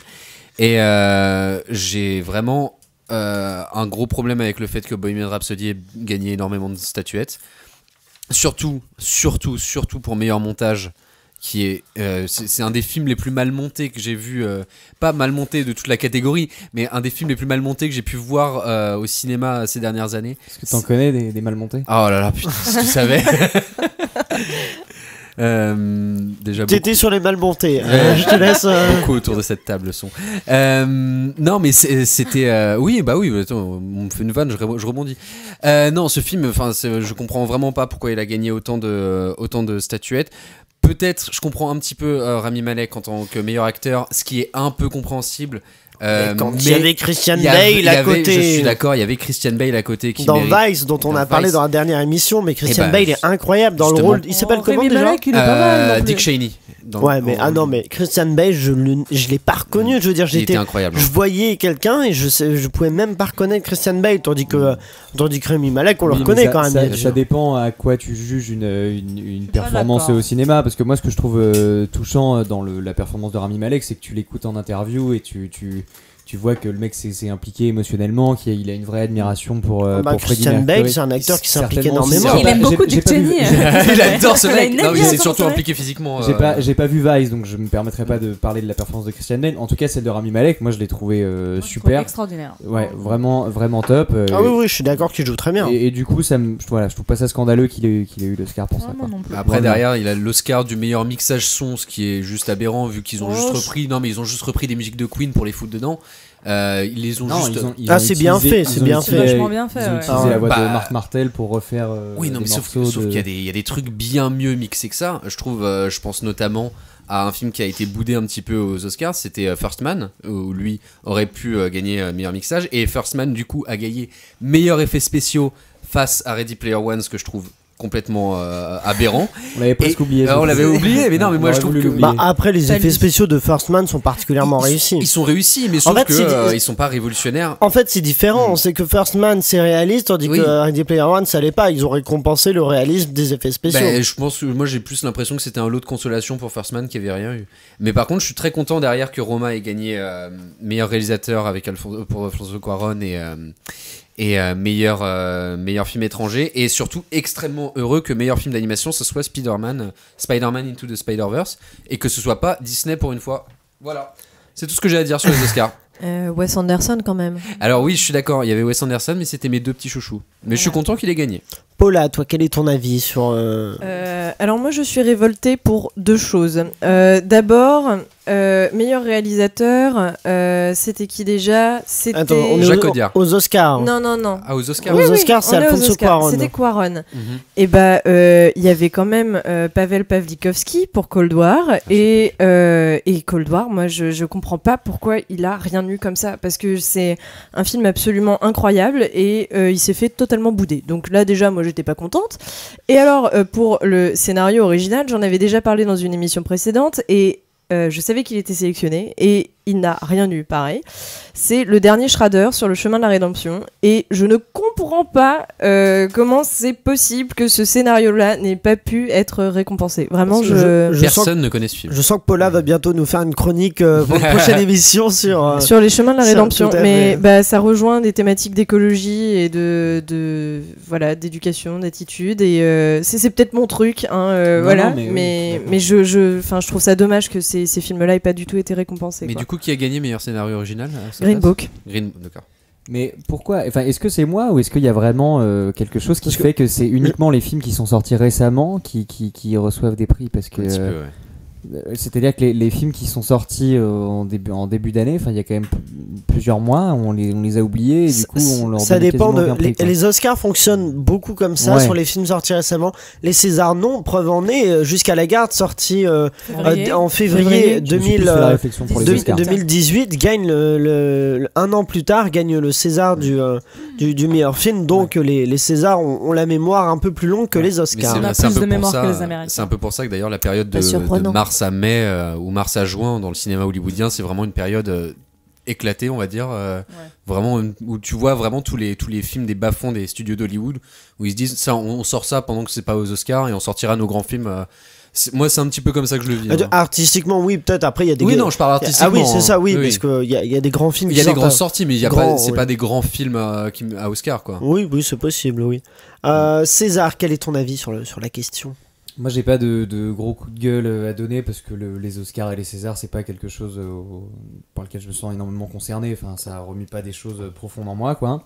Jusqu'à la garde, j'étais content qu'ils reçoivent plusieurs prix parce que j'avais vraiment. Alors peut-être juste restons sur les Oscars. Ah, pardon, on reste sur les Oscars. T'as rien à dire sur les Oscars? Non, à part ce qui a déjà été dit. Tu rejoins qui, Léo ou Paula? Ça dépend par rapport à quel film. D'accord. Moi, c'était sur les chemins de la rédemption et Cold War de Pawlikowski. Sur le montage de Bohemian Rhapsody, un truc à dire ou pas? Moi, Bohemian Rhapsody, j'ai passé un très bon moment. Non, sur Star is Born, le seul truc où j'aurais quelque chose à dire, c'est la meilleure chanson, Shallow. C'était prévisible. Je comprends pas trop. Oui. C'était prévisible, mais en fait, moi, c'est des chansons qui me prennent vite la tête, un peu comme la chanson de la Reine des Neiges. C'est de la pop, quoi. Oui, c'est de la pop, et je trouve que c'est la chanson peut-être qu'on entend le plus dans le film Star is Born, mais c'est de loin pas la meilleure, quoi. Et surtout qu'il y a des paroles profondes, surtout quand elle fait shallow. Ça, c'est très recherché, je pense. Tu t'imites vachement bien. T'as vu Elsa Morel serait outrée. Voilà, je suis sûr, on va recevoir en direct un coup de téléphone d'Elsa qui aura piraté l'antenne et qui va nous dézinguer. Jeanne Matou, qu'as-tu pensé pour l'instant les Oscars et on passe tout de suite au César? Écoute, un avis ou pas forcément. Oui, j'ai des avis, j'ai eu des belles surprises. J'avoue que dans l'ensemble, j'ai été assez satisfaite de voir que, alors que je pensais que Star is Born allait rafler plein de trucs, que non, ça m'a réjoui, je dois le dire. Merci. Ça m'a assez réjoui parce que je trouvais le film un peu surcoté. Mais Elsa, elle va vous défoncer. Elsa, je t'aime. Te fais pas bouffer par un crocodile. Elle se retourne dans sa tombe. C'est nul. Donc j'étais contente que Lady Gaga gagne pas le prix de la meilleure actrice. Très très grande surprise. J'étais très contente pour Olivia Colman. J'ai adoré son discours. Son discours est incroyable. Et le film, j'ai des réserves sur le film, mais en tout cas, je l'ai trouvé extraordinaire dedans. Je suis très contente pour Rami Malek. Aussi, voilà, il n'y avait pas de truc. Et alors moi, ce qui est fou, c'est que je m'en fous en fait du meilleur scénario original, meilleur montage. Je m'en fous. C'est pas quelque chose auquel je fais attention quand je regarde un film. Je regarde le film s'il me touche, si les acteurs me touchent. Meilleur scénario, tu regardes pas le scénario Si, mais en fait c'est pas des catégories qui me. Je me dis pas ah ouais, il a carrément raison. Arrête Aurélien. Ah mais il y a d'autres personnes qui disent ça. Les nazis. Les nazis disent ça aussi. Je trouve que c'est des gens bien. Et alors une petite réserve peut-être sur Green Book que je voyais pas C'est gagner. une blague, juste, je précise quand même. Oui, parce voilà, que- quand même. Bah non, les gens me connaissent pas, t'as raison. Oui, Petite réserve pour Green Book que j'ai par ailleurs bien aimé, mais que j'étais surprise de voir avoir autant de prix. Et je me demande, est-ce que le film mérite autant de récompenses? Moi, j'ai pas vu le film, mais a priori, meilleur. Bah, pour moi, c'est un truc de sacré meilleur film. Voilà. J'ai l'impression que ça mérite pas cette Moi aussi, sacralisation-là. mais en même temps, en regardant les autres, est-ce que certains mériteraient plus? Bah, il y a Viggo Mortensen, donc peut-être que c'est pour ça qu'il l'est. Bah non, mais dans meilleur film, il y avait quand même. Bah, pour moi, il y avait Vice qui pouvait le mériter. Est-ce que c'était pas pour le symbole qu'ils ont donné à Green Book Mais oui, mais ils arrêtent pas de faire ça, les Oscars, c'est leur passion en ce moment. Ils mettent la que bien des. Mais c'est pas la même culture qu'en Je trouve que le France, symbole, voilà. le symbole aurait été plus beau pour après, Vice. je trouve. Vice, excusez-moi, mais il y a aussi énormément de bien-pensants. Enfin, Non, dans Vice, non. Non, juste les. Non, mais les. c'est quelque chose sur J'ai bien lequel- aimé le film, hein, mais. Oui, mais c'est je trouvais que- le sujet de Green Book, c'est. Enfin, il n'y a pas le même passé, quoi, par rapport à la ségrégation, bien tout sûr. ça. Spike Lee, d'ailleurs, a été États-Unis, très ils ont pas le même énervé, passif, quoi. apparemment. Oui, Spike Lee a voulu quitter la salle en découvrant que Green Book avait gagné, c'est vrai.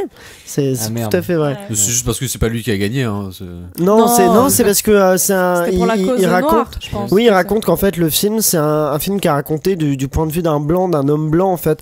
C'est pas le point de vue du musicien noir qu'on a, c'est le point de vue du personnage de Viggo Mortensen. C'est une histoire vraie en fait. Qui apparemment a été un peu modifié. Oui, c'est ça qu'ils ont Ouais, un peu. enfin, Spike Lee, il est un peu tout le temps vénère. Voilà, donc, je trouve oui, aussi. c'est pas Et puis, il fait un film, indicateur. enfin, Black Clansman, c'était vraiment. Non, pas si ouf. Black Clansman, c'était un peu bien quand même. Non, Oh je non, trouve- je trouve Adam ça Driver, très quand très même. moyen. Ah non, j'ai trouvé ça très très C'était moyen. moyen. Eh ouais, bah, je suis c'est toi d'accord. qui es très moyen, d'accord. Et les Césars. Et qu'est-ce qu'on pense des Césars pas. Qu'est-ce qu'on pense des Césars? Dites-moi. Jusqu'à la garde qui gagne beaucoup de prix. Ça, c'est bien. Oui, tu Ça, l'as c'est vu bien, toi, Jeanne? Ah bah alors non, figurez-vous que je dis, je ne l'ai pas vu. Ah, d'accord, Mais tu dis. littéralement tous les gens autour de moi l'ont vu. Et Moi, on c'est dit le que cas, c'était ouais. extraordinaire. Et Elsa, à C'est qui je très fais énormément réussi. confiance, a dit que non mais en fait j'étais Elsa qui contente. adore Star is Born. Hein. On est Ouais, toujours. mais alors ça, tout le monde personne n'est parfait. Mais elle a dit la dernière fois à l'émission qu'elle avait peur qu'il passe à la trappe et il n'est pas du tout passé à la trappe. Ah bah là, et j'ai non. trouvé ça très très bien. Mais donc c'est vrai, tu l'as pas vu du coup, Jeanne? Non, j'ai vu des extraits, mais j'ai pas vu. Tu l'as vu toi, César? Ouais, moi je l'ai vu. Tu l'as bien aimé? J'ai beaucoup aimé, ouais. Je savais pas que c'était un court métrage au départ qui avait été adapté en long métrage. Et d'ailleurs, je serais curieux de voir ce qu'il y a dans l'œuvre originale, dans le court métrage. Je sais pas combien de temps il dure, mais du coup. Les mêmes acteurs apparemment. Vraiment. Ah oui. Typiquement Ouais, mais je les me mêmes demande acteurs. quel Ils segment ont du gardé film était présent au ce que départ. disait Léa Drucker, c'est qu'ils ont gardé la même équipe, vraiment Ah la ouais. même équipe du court au long. Ça c'est très bien parce que souvent les réalisateurs qui ont la chance de passer au long peuvent changer d'équipe et là au moins il est resté sur la même équipe. C'est Ah bah C'est ouais. peut-être pour ça que c'est très bien. honorable. Ouais. Tout à fait. Oui, je trouve que c'est un film assez honnête, droit dans ses bottes par Ouais. rapport au sujet qu'il a. Enfin, il y a. Moi, je trouve que c'est une qualité que peu de films ont. Bon, alors peut-être pas forcément en France, surtout aux États-Unis, mais là, bon, c'est un film français. C'est que c'est un film qui a pas été fait pour de mauvaises raisons, je trouve. Et voilà, c'est assez louable, c'est très intéressant avec les thématiques que ça brasse. La fin, moi, m'a plu. Je comprends qu'elle puisse ne pas plaire à beaucoup de gens, mais du coup, je trouve ça bien que le film ait été récompensé pour son audace, pour sa sincérité. Bon, la fin plutôt plus, il me semblait. Bon, on va pas la dévoiler, On va bien pas sûr. la dévoiler, mais elle est pas dans le même élan que le reste du film, qui Oui. est plus posé. Moi, je trouve la fin justement très très Moi très aussi. forte. Moi aussi. Léo, Paula, dites-moi, est-ce qu'un commentaire sur les Césars? Eh bah écoute, César il est juste là et moi je trouve qu'il est très en forme. Ah bam, j'adore les blagues. Non, moi il y a. C'est un peu car la face, celle-là. Tu remplaces Elsa, Léo, donc fais gaffe. Absolument. Non, mais vraiment, moi les Césars, j'ai pas trop suivi cette année. Il y a un seul prix qui m'a beaucoup réjoui, c'est Jacques Audiard en meilleur réalisateur. Ah bon? Et oui, parce Moi que aussi. j'adore les Frères Sisters, c'était vachement bien. Je suis Ah désolé. bon? Je suis C'est un d'accord avec très toi. bon film, merci beaucoup. J'ai beaucoup aimé. Oh C'était là un là, très, bah, on très n'a bon. pas vu Apparemment, la même c'était chose, filmé avec les les gars. pieds et la réalisation était nulle. Ouais, bah écoute, fais mieux, tiens. Enfin, je veux. non, mais. C'est quoi ces arguments J'adore de- cet argument. Non, mais non, je sais pas. Moi, j'ai trouvé que Les Frères Sisters c'était un très bon film et c'était plutôt très bien réalisé pour le coup. Donc voilà, je suis content qu'il ait gagné meilleur film. Qu'est-ce que vous n'avez pas aimé dans meilleur réalisateur? Qu'est-ce que vous n'avez pas aimé dans les Frères Sisters, Paula et César? Mais je sais pas, moi je me suis emmerdée de A à Z dans ce Moi, c'est film. ce qu'on m'a Mais dit aussi. Vraiment, j'étais. C'est vrai que c'est pas Dragon 3. Non, non, c'est vrai. Mais même Fallait si- me le dire, j'aurais mis l'enregistrement de Paula. on peut le refaire si tu veux. Est-ce que t'es prête? Vas-y, Jeanne, refais Il ta faut réplique. dire que c'est pas Dragon 3, voilà. Non, moi vraiment, j'ai pas du tout accroché à ce film. J'ai trouvé ça lent, plat. Je me suis endormie 20 minutes, je me suis réveillée, j'ai continué de comprendre ce qui se passait dans le film. Je me suis dit, il y a un problème si ça m'arrive, quoi. Donc, non, vraiment, je comprends pas Et pourquoi toi, il y a autant de César? hype Moi, autour j'ai de ça. lâchement pas vu le film. Ah, le d'accord. lâche. Je suis juste un mouton qui est influencé par les avis des autres. Moi, j'ai pas d'avis sur le film, je l'ai pas encore vu, mais du coup je sais pas si j'ai envie de le voir en fait. Moi, c'est vrai que j'ai pas vu le film non plus, mais des avis que j'ai eu qui étaient pas très positifs, et du fait que Jacques Audiard est quand même très souvent récompensé, je me dis qu'il y avait peut-être d'autres personnes à récompenser au César que Jacques Audiard qui est récompensé pour la. Ouais, mais s'il est très souvent récompensé, c'est peut-être pas par hasard. Peut-être parce que il c'est a un eu très bon d'autres réal. récompenses. Il a eu d'autres récompenses. Non, mais je trouve je suis d'accord. Enfin, la photo est très belle. Il y a des belles choses dans ce film, mais genre juste moi sur la tension du film même et sur le. Je sais pas, j'avais trouvé ça un peu moralisateur. Tu vois, il y avait des trucs où ça m'a vraiment pas touché quoi. Genre. Alors que je m'attendais à ce que ça soit bien. Bah écoute, je pense que tu as tort, voilà. J'adore les arguments. Bel argument. Eh bien, nous ne sommes pas d'accord, mais je suis contente que nous ne sommes pas d'accord. Soyons d'accord pour dire que nous ne sommes pas d'accord. Voilà. Et est-ce que vous avez d'autres choses à dire sur les Césars ou pas? Je sais pas, parce qu'en fait finalement les Césars ça se résume surtout en ces deux films-là, Les Frères Sisters et Jusqu'à la garde. Les autres films, il y a Alex Lutz pour Guy, moi je trouve que c'est mérité, même si j'aime pas le film, parce que je trouve que le film est un faux documentaire qui pourrait être un vrai documentaire, mais du coup il n'y a pas cet attrait du faux documentaire, donc je trouve que ça c'est un film qui n'a pas vraiment d'intérêt. Moi j'aurais bien aimé voir Denis Ménochet gagner. Est-ce qu'il était nommé déjà Denis Ménochet, tout à fait. Mais oui, moi tout j'aurais à fait. bien aimé parce que c'est vraiment un de mes acteurs préférés aujourd'hui. Et dans Jusqu'à la garde, il est incroyable quoi. Alors, est-ce que c'est celui qui fait le père? Oh, il est extraordinaire. Il est incroyable cet acteur. Moi, un petit Pio Marmaille, j'aurais pas dit non. Un petit Pio Marmaille, on met personne n'est contre. Ça fait toujours plaisir. C'est quand même. On est fan de François Civil et Pio Marmaille ici. Oui, c'est vrai. Bah oui, ah oui, non, ils ont fait un film ensemble tous les deux. En plus, ils ont fait Ce qui nous lie. Mais je cherchais un film. C'est vrai. Que j'avais oublié. Ça va de Cédric Clapiche et François Civil sera à l'affiche du nouveau film de Cédric Clapiche en septembre 2019. Oui. Paula. J'ai juste une question. Qui a eu un César d'honneur cette année? C'est moi. Non, c'était pas Robert Redford. C'est Robert Redford. Ouais. Ah d'accord. Oui, c'est Robert Redford. Aurélien Rapatel arrive tout seul de sa blague. Hein, ouais, j'avoue, mais ça fait plaisir. Oui, Robert Redford et il a fait un discours assez étonnant d'ailleurs où il racontait une anecdote. Étonnante sur son séjour à Cannes, mais bon. Où il soutenait Trump et tout.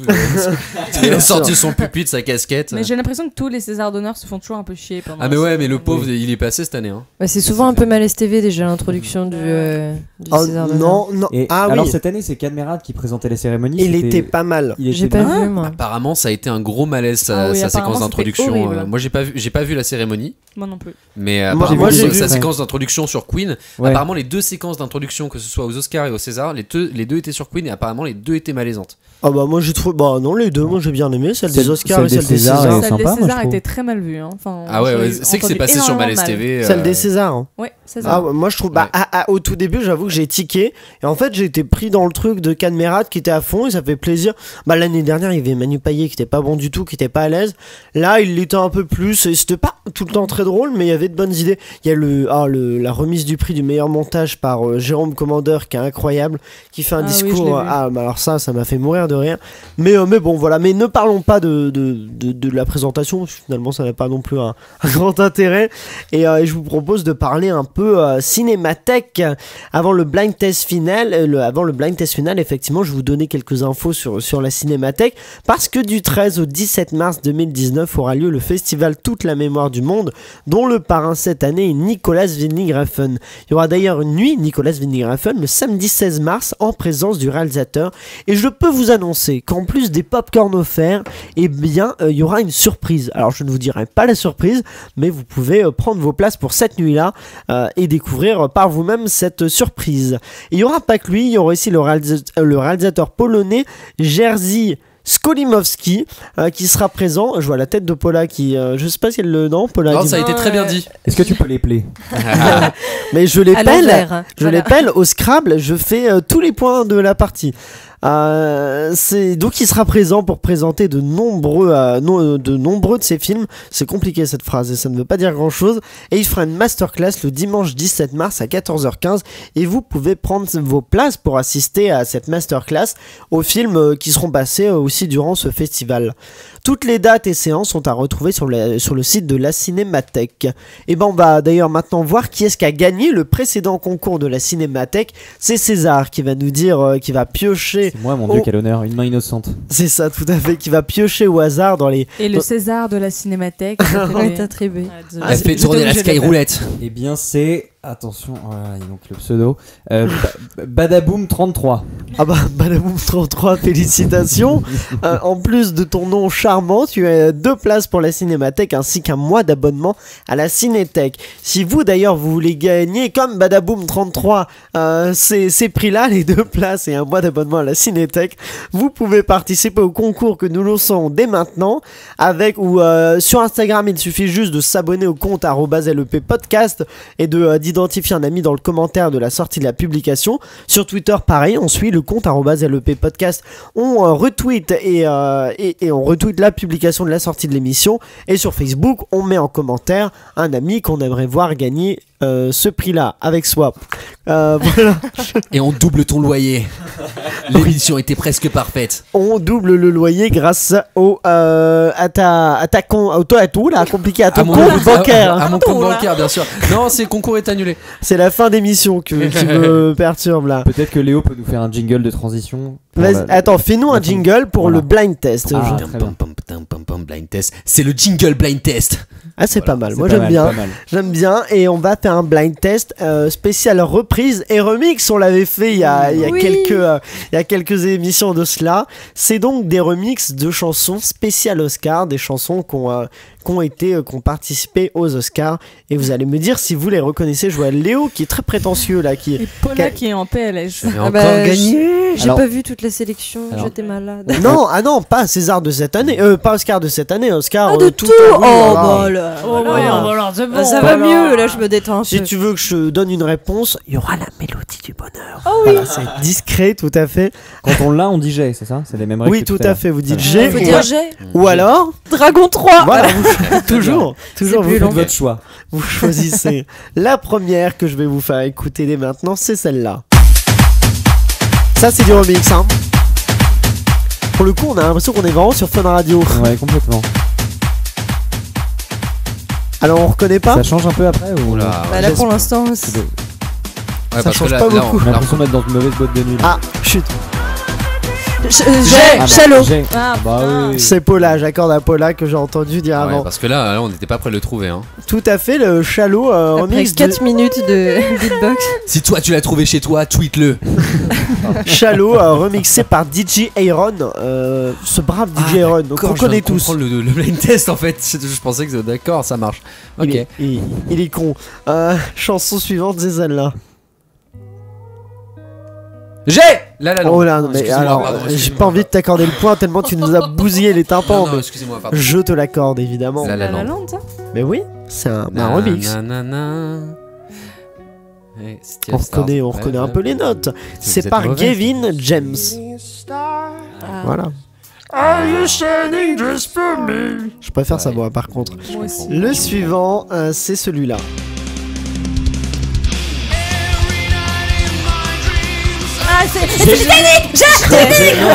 C'est moi qui ai dit en premier. Ah bah non. Non, bah je l'ai crié donc. Moi je l'accorde à Jeanne, sinon elle va me taper. Si je peux trancher, j'ai entendu G de la part de César avant quand même. Mais toi, on te demande pas ton avis. Eh bien, je l'accorde à César alors. Oh bah.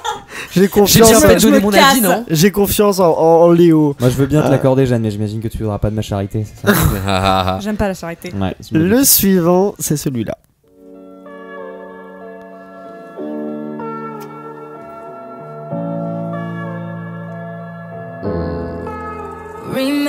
J'ai.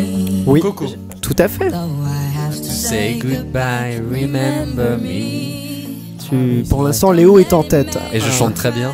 Parce que Léo se souvient. La suivante, c'est celle-là. J'ai la Reine des Neiges. Exactement, tout à fait. Bah dis donc, il y a du niveau. On est combien? T'as 2 points, Léo, c'est ça? Paula, t'en as 1 ou 2? T'en as 2, il me semble. César, t'en as 1. Et Jeanne, 0. On va en avoir un, mais on me l'a piqué. Donc eh bien, peut-être auras-tu celui-là?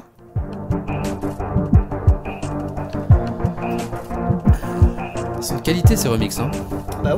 Bah oui, bien sûr. Je vais peut-être avancer un peu parce que j'ai l'impression qu'on n'est pas arrivé sinon.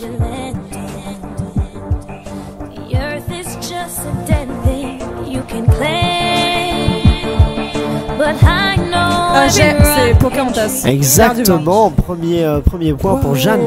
Pocahontas. l'ai revu il y a pas longtemps. Et la Mais encore une fois, c'est un remix, hein. On est d'accord que c'est pas la chanson du film. Ah, mais j'ai vu la version remixée et tout. Avec Par contre, là, John Smith, c'est Oscar de la meilleure chanson, c'est pas Oscar de la meilleure bande originale. Non, c'est pas Oscar de la meilleure bande originale. Je comprends encore. Non, mais j'avais fait exprès de garder un peu le mystère sur le fait que c'était des musiques qui avaient gagné l'Oscar de la meilleure chanson afin de ne pas trop vous simplifier la tâche. Là, le point qui peut arriver ensuite, qui peut mettre Jeanne à égalité avec Léo et Paula, et César aussi d'ailleurs peut prendre un point en plus, c'est celui-là.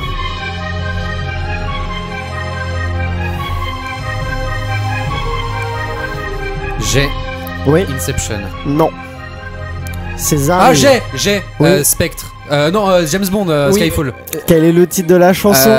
J'ai Skyfall. Written on the Wall. Exactement, le point. Ah non, est pour, mais j'ai dit Spectre. C'est pas Skyfall. c'est Non, Spectre. j'ai dit Spectre. Oui, mais moi je veux le. Il a pas dit le titre. Je crois que j'ai entendu César dire que D'accord, mais alors je suis désolé, moi tout à l'heure je disais le titre du film. J'ai Oui, dit La La Land, mais j'avoue que là c'est juste pour que César ouais, bon, bah, soit à alors, égalité et bah, aussi. si on est sur de l'anti-jeu, écoute. Mais non, mais vous étiez à égalité, puis j'accorde Non, à mais je me César. casse. Non mais là t'as lancé la prochaine, alors tu peux la remettre s'il te plaît? Non, c'est celui-là le prochain.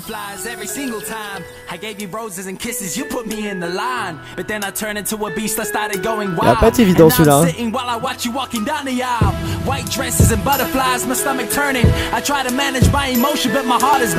Personne n'a pour l'instant. Attends. Eminem.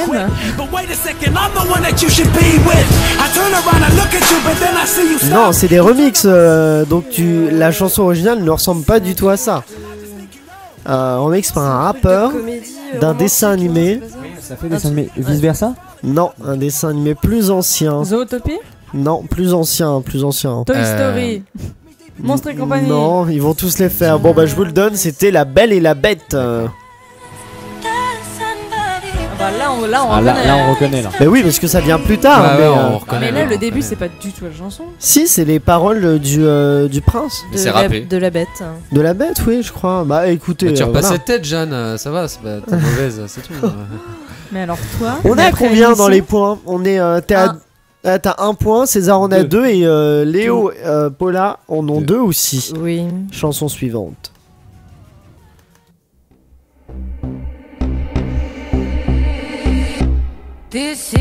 J'ai Skyfall. Non, vous déconnez, c'est moi qui l'ai dit en premier. Moi J'ai j'ai du mal Un point pour tout le monde. J'accorde Non. le point à personne. J'aurais du mal à dire qu'est-ce qu'il a eu en premier. Peut-être que les auditeurs le sauront, donc n'hésitez pas à le Je dire. sais que je l'ai dit en premier. Hashtag LEP Podcast. Écoutez, dites-nous. Sur Twitter. Hashtag Team Léo ou Team César ou Team Jeanne ou Team Non, Paula. pas Team Jeanne. La suivante. Léo on se connaît pas assez.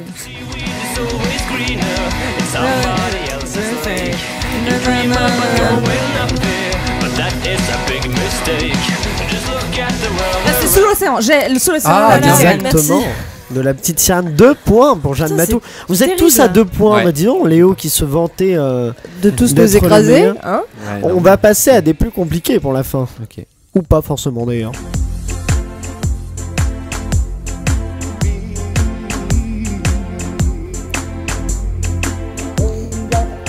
J'ai.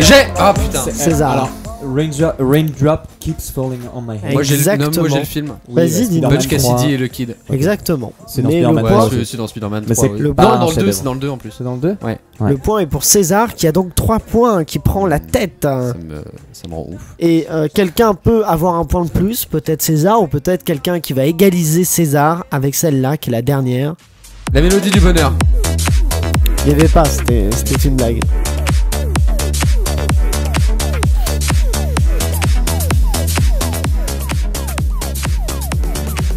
Pour l'instant, J'ai oui, Dirty Dancing.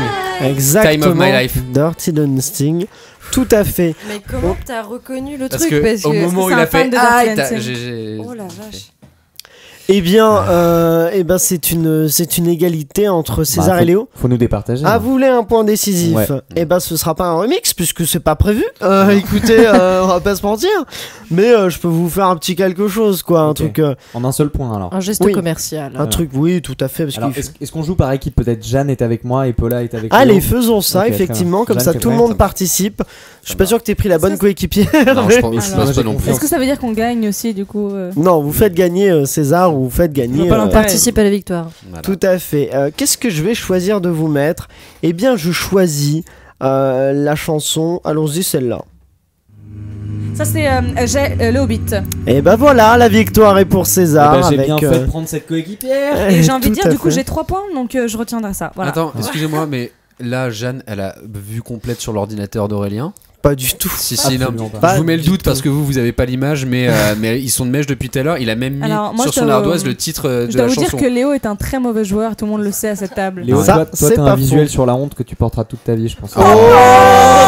Ok, non, mais alors, du coup, Et- je tiens à présenter des excuses à Jeanne. Et bien, Bien sur joué. sur ces belles excuses, nous Pas allons. César, par contre, parce que ta punchline était vraiment nulle.